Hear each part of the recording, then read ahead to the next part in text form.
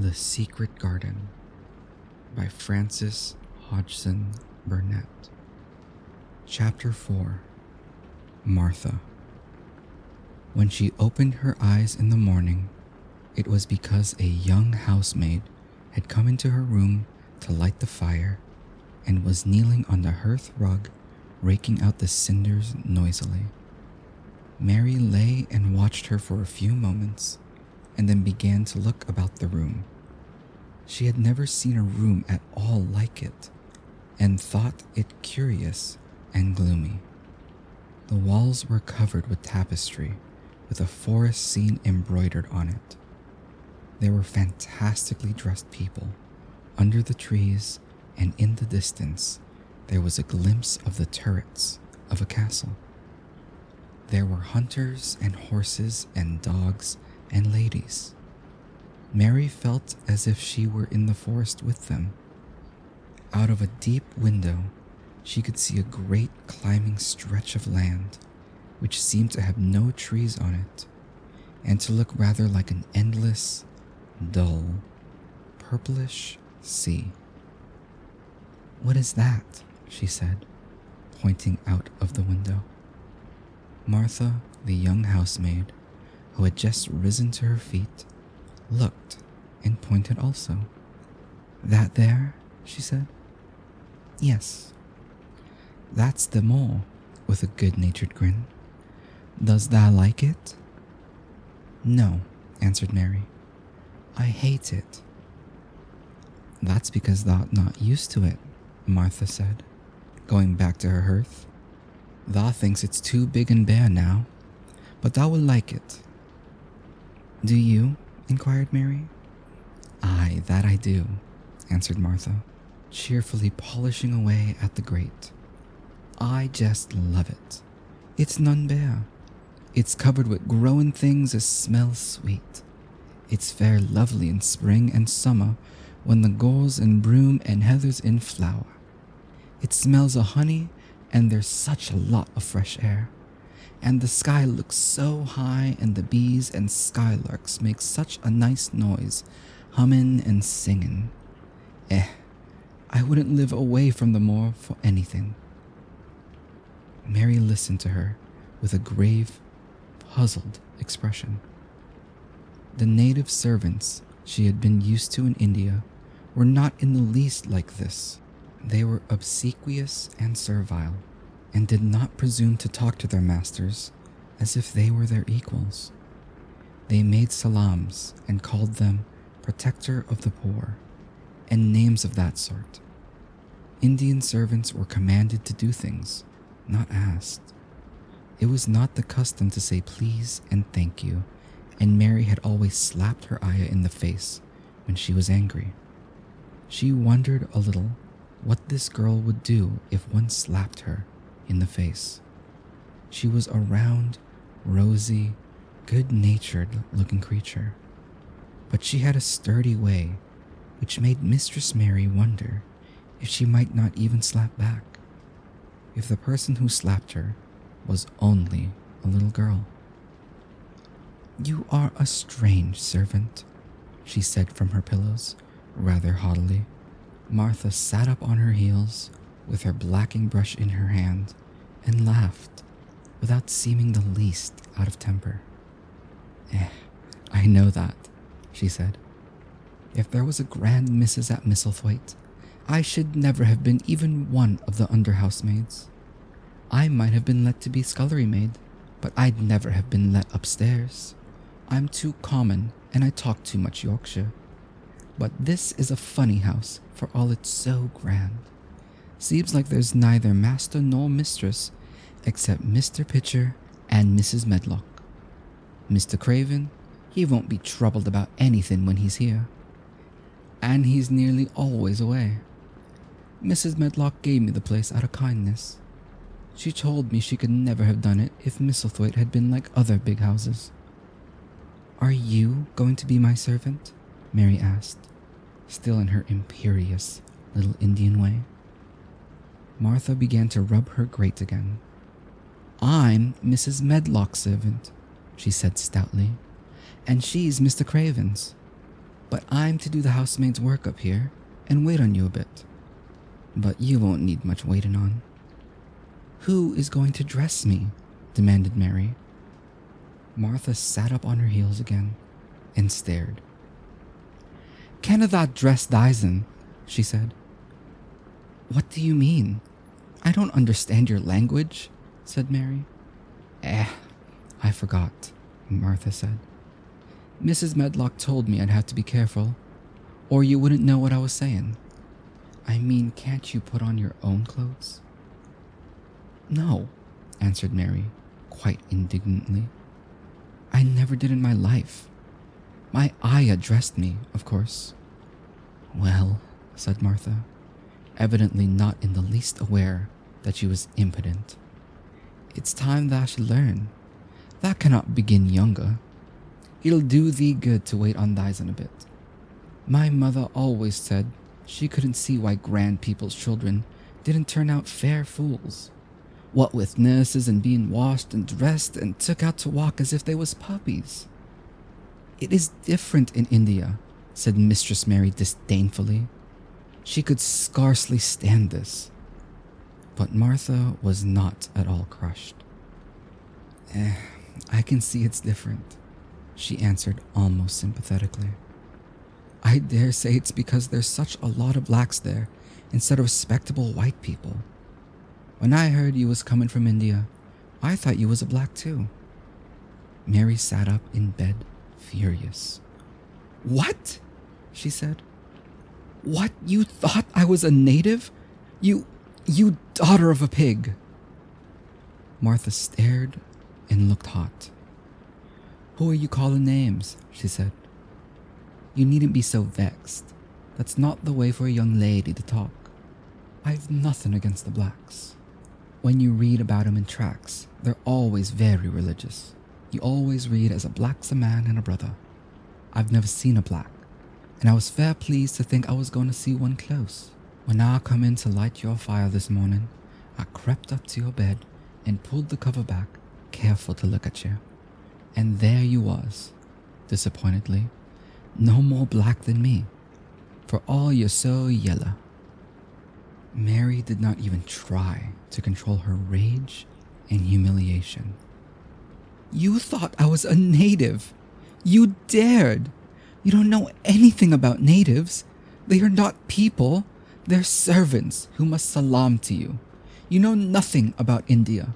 You know nothing about anything." She was in such a rage and felt so helpless before the girl's simple stare. And somehow, she suddenly felt so horribly lonely and far away from everything she understood and which understood her, that she threw herself face downward on the pillows and burst into passionate sobbing.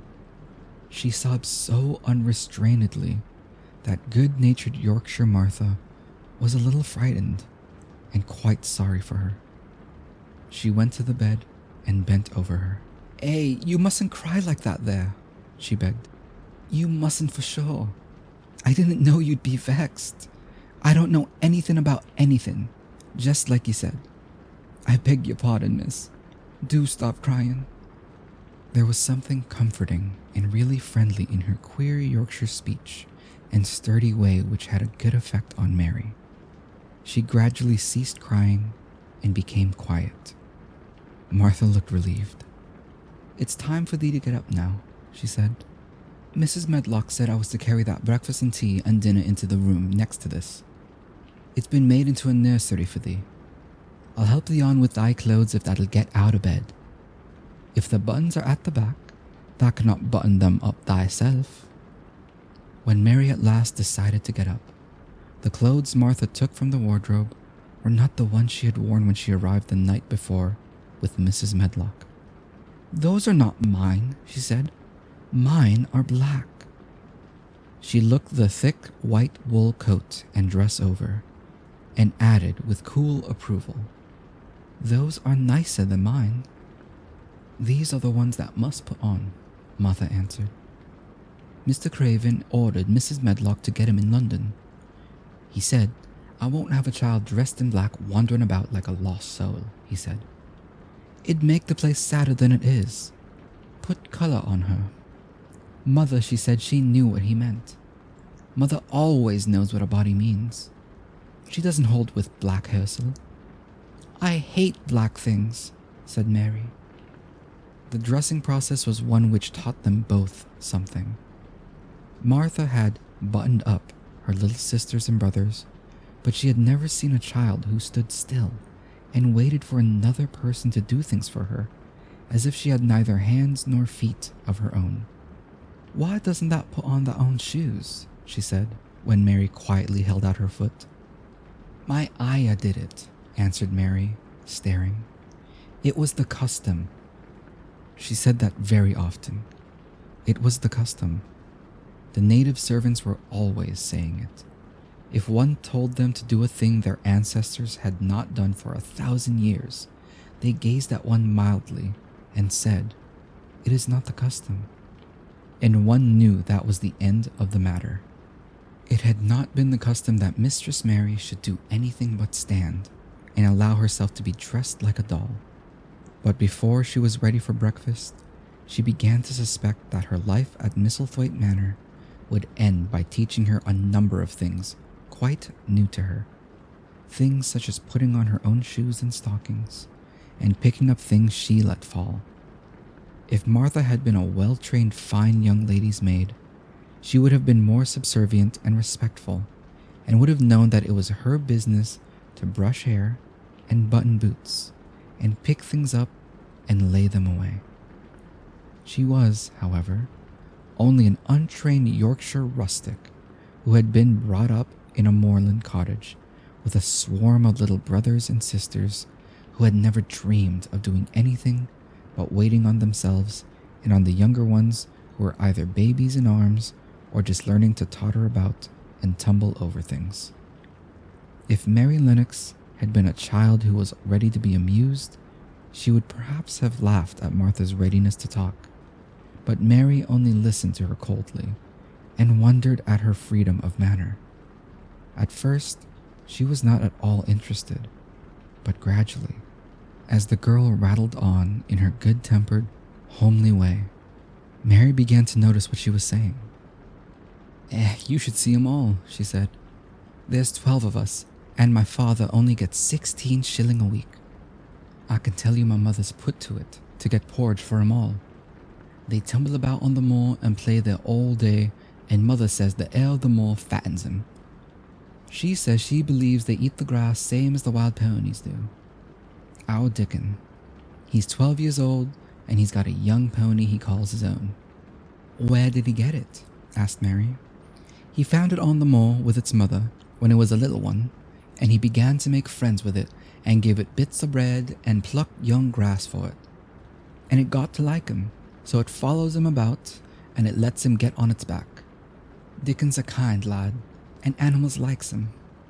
Mary had never possessed an animal pet of her own and had always thought she should like one. So she began to feel a slight interest in Dickon, and as she had never before been interested in anyone but herself, it was the dawning of a healthy sentiment. When she went into the room which had been made into a nursery for her, she found that it was rather like the one she had slept in. It was not a child's room, but a grown-up person's room, with gloomy old pictures on the walls and heavy old oak chairs. A table in the center was set with a good substantial breakfast, but she had always had a very small appetite, and she looked with something more than indifference at the first plate Martha set before her. I don't want it, she said. That doesn't want thy porridge, Martha exclaimed incredulously. No. That doesn't know how good it is. Put a bit of treacle on it, or a bit of sugar. I don't want it, repeated Mary. Said Martha. I can't abide to see good victuals go to waste. If our children was at this table, they'd clean it bare in 5 minutes. Why? Said Mary coldly. Why? Echoed Martha. Because they scarce ever had their stomachs full in their lives. They're as hungry as young hawks and foxes. I don't know what it is to be hungry, said Mary, with the indifference of ignorance. Martha looked indignant. Well, it would do thee good to try it. I can see that plain enough, she said outspokenly.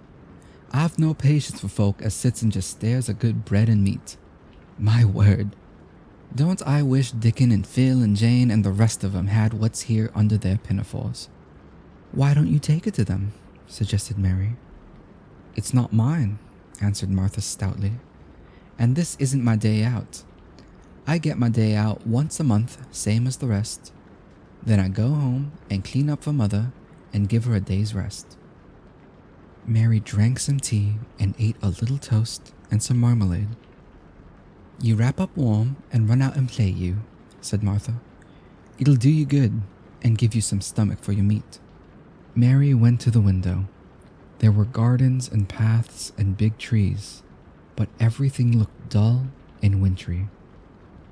Out? Why should I go out on a day like this?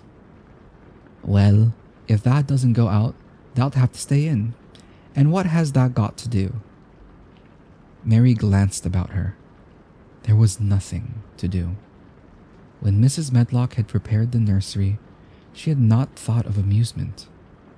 Perhaps it would be better to go and see what the gardens were like. Who will go with me? She inquired. Martha stared. You'll go by yourself, she answered.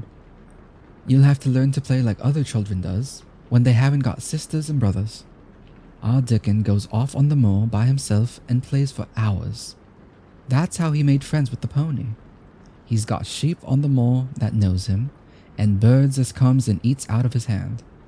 However little there is to eat, he always saves a bit of his bread to coax his pets. It was really this mention of Dickon which made Mary decide to go out, though she was not aware of it. There would be birds outside, though there would not be ponies or sheep. They would be different from the birds in India, and it might amuse her to look at them. Martha found her coat and hat for her, and a pair of stout little boots, and she showed her her way downstairs. If thou goes round that way, thou'll come out to the gardens, she said, pointing to a gate in a wall of shrubbery. There's lots of flowers in summertime, but there's nothing bloomin' now. She seemed to hesitate a second before she added, One of the gardens is locked up. No one has been in there for 10 years. Why? Asked Mary, in spite of herself. Here was another locked door added to the 100 in the strange house. Mr. Craven had shut it when his wife died so sudden. He won't let no one go inside. It was her garden. He locked the door and dug a hole and buried the key.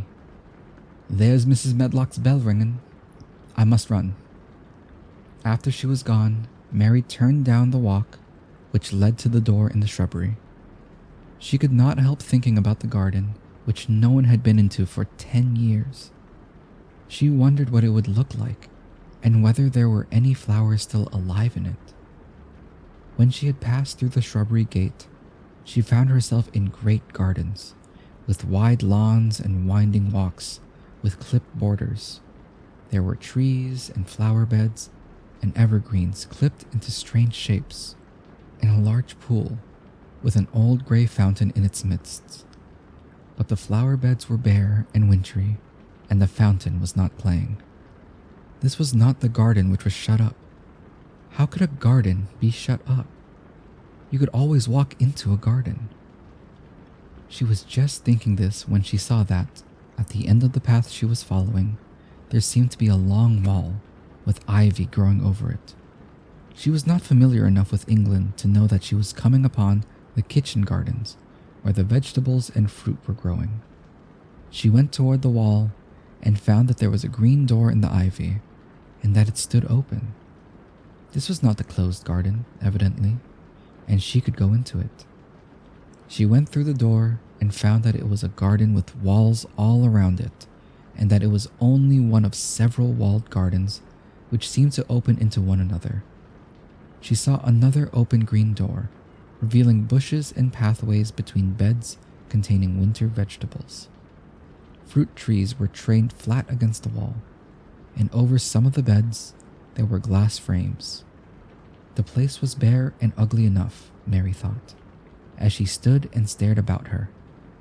It might be nice in summer when things were green, but there was nothing pretty about it now. Presently, an old man with a spade over his shoulder walked through the door leading from the second garden. He looked startled when he saw Mary, and then touched his cap. He had a surly old face, and did not seem at all pleased to see her. But then she was displeased with his garden, and wore her quite contrary expression, and certainly did not seem at all pleased to see him. "What is this place?" she asked. "One of the kitchen gardens," he answered. "What is that?" said Mary, pointing through the other green door. "Another of 'em," shortly. "There's another on the other side of the wall, and there's the orchard to other side of that." "Can I go in them?" asked Mary. "If thou likes, but there's naught to see." Mary made no response. She went down the path and through the second green door. There she found more walls and winter vegetables and glass frames. But in the second wall, there was another green door, and it was not open. Perhaps it led into the garden, which no one had seen for 10 years. As she was not at all a timid child and always did what she wanted to do, Mary went to the green door and turned the handle. She hoped the door would not open because she wanted to be sure she had found the mysterious garden. But it did open quite easily, and she walked through it and found herself in an orchard. There were walls all around it also, and trees trained against them, and there were bare fruit trees growing in the winter-browned grass. But there was no green door to be seen anywhere. Mary looked for it, and yet when she had entered the upper end of the garden, she had noticed that the wall did not seem to end with the orchard, but to extend beyond it, as if it enclosed the place at the other side. She could see the tops of trees above the wall, and when she stood still, she saw a bird with a bright red breast sitting on the topmost branch of one of them, and suddenly he burst into his winter song, almost as if he had caught sight of her and was calling to her. She stopped and listened to him, and somehow his cheerful, friendly little whistle gave her a pleased feeling. Even a disagreeable little girl may be lonely, and the big closed house and big bare moor and big bare garden had made this one feel as if there was no one left in the world but herself. If she had been an affectionate child who had been used to being loved, she would have broken her heart. But even though she was Mistress Mary, quite contrary, she was desolate, and the bright-breasted little bird brought a look into her sour little face, which was almost a smile. She listened to him until he flew away. He was not like an Indian bird, and she liked him and wondered if she should ever see him again. Perhaps he lived in the mysterious garden and knew all about it. Perhaps it was because she had nothing whatever to do that she thought so much of the deserted garden. She was curious about it and wanted to see what it was like. Why had Mr. Archibald Craven buried the key? If he had liked his wife so much, why did he hate her garden? She wondered if she would ever see him, but she knew that if she did, she should not like him, and he would not like her, and that she should only stand and stare at him and say nothing, though she should be wanting dreadfully to ask him why he had done such a queer thing. People never like me, and I never like people, she thought. And I never can talk as the Crawford children could. They were always talking and laughing and making noises. She thought of the robin and of the way he seemed to sing his song at her, and as she remembered the treetop he perched on, she stopped rather suddenly on the path. I believe that tree was in the secret garden. I feel sure it was, she said. There was a wall round the place, and there was no door. She walked back into the first kitchen garden she had entered, and found the old man digging there. She went and stood beside him and watched him a few moments in her cold little way. He took no notice of her, and so at last she spoke to him. "I have been into the other gardens," she said. "There was nothing to prevent thee," he answered crustily. "I went into the orchard." "There was no dog at the door to bite thee," he answered. "There was no door there into the other garden," said Mary. "What garden?" he said in a rough voice, stopping his digging for a moment. "The one on the other side of the wall," answered Mistress Mary. "There are trees there. I saw the tops of them. A bird with a red breast was sitting on one of them, and he sang." To her surprise, the surly old weather-beaten face actually changed its expression. A slow smile spread over it, and the gardener looked quite different. It made her think that it was curious how much nicer a person looked when he smiled. She had not thought of it before. He turned about to the orchard side of his garden and began to whistle, a low, soft whistle. She could not understand how such a surly man could make such a coaxing sound. Almost the next moment, a wonderful thing happened.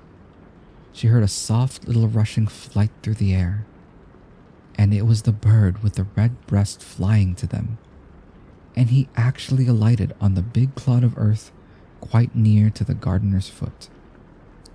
"Here he is," chuckled the old man, and then he spoke to the bird as if he were speaking to a child. "Where has thou been, thou cheeky little bugger?" he said. "I've not seen thee before today. Hast thou begun thy courting this early in the season? Thou'rt too forward." The bird put his tiny head on one side and looked up at him with his soft bright eye, which was like a black dewdrop. He seemed quite familiar and not the least afraid. He hopped about and pecked the earth briskly, looking for seeds and insects. It actually gave Mary a queer feeling in her heart, because he was so pretty and cheerful, and seemed so like a person. He had a tiny plump body and a delicate beak, and slender, delicate legs. "Will he always come when you call him?" she asked almost in a whisper. "Aye, that he will. I've knowed him ever since he was a fledgling. He come out of the nest in the other garden, and when first he flew over the wall, he was too weak to fly back for a few days, and we got friendly. When he went over the wall again, the rest of the brood was gone, and he was lonely, and he came back to me." "What kind of bird is he?" Mary asked. "Doesn't thou know? He's a robin redbreast, and they're the friendliest, curiousest birds alive. They're almost as friendly as dogs, if you know how to get on with 'em. Watch him pecking about there and looking round at us now and again. He knows we're talking about him." It was the queerest thing in the world to see the old fellow. He looked at the plump little scarlet waistcoated bird as if he were both proud and fond of him. "He's a conceited one," he chuckled. "He likes to hear folk talk about him. And curious, bless me. There never was his like for curiosity and meddling. He's always coming to see what I'm planting. He knows all the things Mr. Craven never troubles himself to find out. He's the head gardener, he is." The robin hopped about busily pecking the soil, and now and then stopped and looked at them a little. Mary thought his black dewdrop eyes gazed at her with great curiosity. It really seemed as if he were finding out all about her. The queer feeling in her heart increased. "Where did the rest of the brood fly to?" she asked. "There's no knowing. The old ones turn 'em out of the nest and make 'em fly, and they're scattered before you know it. This one was a knowing one, and he knew he was lonely." Mistress Mary went a step nearer to the robin and looked at him very hard. "I'm lonely," she said. She had not known before that this was one of the things which made her feel sour and cross. She seemed to find out when the robin looked at her, and she looked at the robin. The old gardener pushed his cap back on his bald head and stared at her for a minute. Art thou the little wench from India? He asked. Mary nodded. Then no wonder thou'rt lonely. Thou'lt be lonelier before thou'st done, he said. He began to dig again, driving his spade deep into the rich black garden soil, while the robin hopped about very busily employed. What is your name? Mary inquired. He stood up to answer her. Ben Weatherstaff, he answered, and then he added with a surly chuckle, I'm lonely myself, except when he's with me, and he jerked his thumb toward the robin. He's the only friend I've got. I have no friends at all, said Mary. I never had. My ayah didn't like me, and I never played with anyone. It is a Yorkshire habit to say what you think with blunt frankness, and old Ben Weatherstaff was a Yorkshire moor man. Thou and me are a good bit alike, he said. We was wove out of the same cloth. We're neither of us good looking, and we're both of us as sour as we look. We've got the same nasty tempers, both of us, I'll warrant. This was plain speaking, and Mary Lennox had never heard the truth about herself in her life. Native servants always salaamed and submitted to you, whatever you did. She had never thought much about her looks, but she wondered if she was as unattractive as Ben Weatherstaff, and she also wondered if she looked as sour as he had looked before the robin came. She actually began to wonder also if she was nasty-tempered. She felt uncomfortable. Suddenly, a clear, rippling little sound broke out near her, and she turned around. She was standing a few feet from a young apple tree, and the robin had flown onto one of its branches and had burst out into a scrap of a song. Ben Weatherstaff laughed outright. What did he do that for? Asked Mary. He's made up his mind to make friends with thee, replied Ben. Dang me if he hasn't took a fancy to thee. To me? Said Mary, and she moved toward the little tree softly and looked up. Would you make friends with me? She said to the robin, just as if she was speaking to a person. Would you? And she did not say it in either her hard little voice or in her imperious Indian voice, but in a tone so soft and eager and coaxing that Ben Weatherstaff was as surprised as she had been when she heard him whistle. Why, he cried out, thou said that as nice and human as if that was a real child instead of a sharp old woman. Thou said it almost like Dickon talks to his wild things on the moor. Do you know Dickon? Mary asked, turning round rather in a hurry. Everybody knows him. Dickon's wandering about everywhere. The very blackberries and heatherbells knows him. I'll warrant the foxes shows him where their cubs lies, and the skylarks doesn't hide their nest from him. Mary would have liked to ask some more questions. She was almost as curious about Dickon as she was about the deserted garden.